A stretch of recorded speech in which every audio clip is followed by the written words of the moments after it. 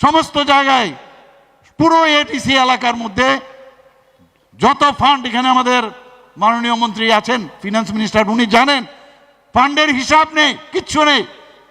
সমস্ত জায়গায় আমরা দেখেছি কোনো ইউসি দেয় না, কোনো রকম কথা বললে খালি বলে টাকা নাই, টাকা নাই, কি রাং নাই, রাং নাই, রাং নাই। তো রাংগুলো যে আমরা পাঠাই, রাংগুলো কোথায়?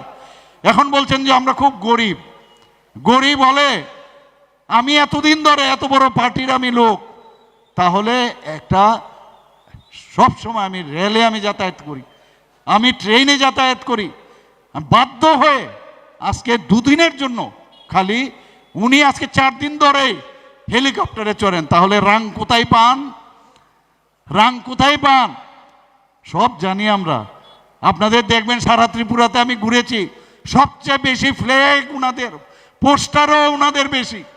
আমরা যাও 2-4টে ফ্ল্যাগ দেই, এইগুলো রাতের অন্ধকারে তুলে ফেলে।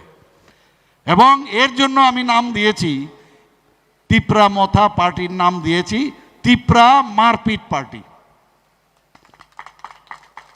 আর এত মিথ্যা কথা বলে আবার এইভাবেও যদি বলেন তিপ্রা মিথ্যা পার্টি। এবং আমি এইবারের ইলেকশনের পরে আমার যেতে হবে ওয়েস্ট বেঙ্গলে, টিএমসির একই অবস্থা, টিএমসি আর টিএমপি একই মুদ্রার এই পিঠ আর ও পিঠ।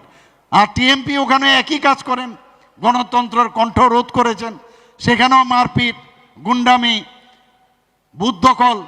এখানেও কিন্তু সাবধান, এই চেষ্টা খুব কলা কৌশল করছেন।